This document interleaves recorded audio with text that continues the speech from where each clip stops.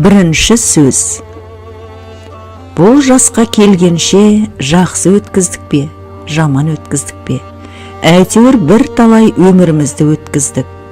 Алыстық, жолыстық, айтыстық, тартыстық. Әурешілікті көре-көре келдік. Енді жер ортасы жасқа келдік. Қажыдық, жалықтық. Қылып жүрген ісіміздің баянсызын, байлаусызын көрдік. Бәрі қоршылық екенін білдік. Ал енді қалған өмірімізді қайтып, не қылып өткіземіз? Соны таба алмай, өзімде қайранмын. Ел бағу? Жоқ, елге бағым жоқ. Бағусыз дертке шырайын деген кісі бақпаса, не албыртқан көңілі басылмаған жастар бағамын демесе, бізді Құдай сақтасын. Мал бағу? Жоқ, баға алмаймын. Балалар өздеріне керегінше өздері бағар. Енді қартайғанда қызығын өзің түгел көре алмайтұғын, ұры, залым, тілемсектердің азығын бағып беремін деп, қалған аз ғана өмірімді қор қылар жайым жоқ. Ғылым бағу? Жоқ, ғылым бағарға да, ғылым сөзін сөйлесер адам жоқ. Білгеніңді кімге үйретерсің, білмегеніңді кімнен сұрарсың? Елсіз, күнсізде кездемені жайып салып, қолына кезін алып отырғанның не пайдасы бар? Мұндасып шер тарқатсар кісі болмаған соң, ғылым өзі бір тез қартайтатығын күйік. Софылық қылып дін бағу? Жоқ, ол да болмайды. Оған да тыныштық керек. Не көңілде, не көрген күнінде бір тыныштық жоқ. Осы елге, осы жерде не қылған софылық? Балаларды бағу? Жоқ, баға алмаймын. Бағар едім, қалайша бағудың мәнісін де білмеймін. Не болсын деп бағам, қай елге қосайын, қай қарекетке қосайын? Балаларының өзіне ілгері өмірінің, білімінің пайдасын тыныштықпенен көрерлік орын тапқаным жоқ. Қайда бар, не қыл дерімді біле алмай отырмын. Не бол деп бағам, оны да ермек қыла алмадым. Ақыры ойладым. Осы ойыма келген нәрселерді қағазға жаза берейін, ақ қағазбен қара сияны ермек қылайын. Кімде-кім ішінен керекті сөз тапса, жазып алсын, я оқысын. Керегі жоқ десе, өз сөзім өзімдікі дедім де, ақыры осыған байладым. Енді мұнан басқа ешбір жұмысым жоқ.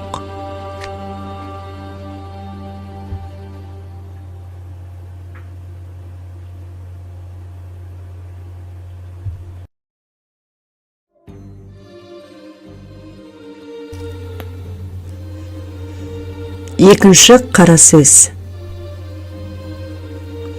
Мен бала күнімде естуші едім. Біздің қазақ сартты көрсе күлуші еді. Енеңді ұрайын, кең қолтық, шүлдіреген тәжік. Арқадан үй төбесіне саламын деп, қамыс артқан, бұттадан қорыққан. Көз көргенде әке, өке десіп, шығып кетсе қызым боқтасқан, сарт-сұрт деген осы деп. Ноғайды көрсе, оны да боқтап күлуші еді. Түйеден қорыққан ноғай, атқа мінсе шаршап, жаяу жүрсе демін алады. Ноғай дегенше ноқай десеңші, түкке ыңғайы келмейді. Солдат ноғай, қашқын ноғай, башаршық ноғай деп. Орысқа да күлуші еді, ауылды көрсе шапқан, жаман сасыр бас орыс деп. Орыс ойына келгенін қылады деген.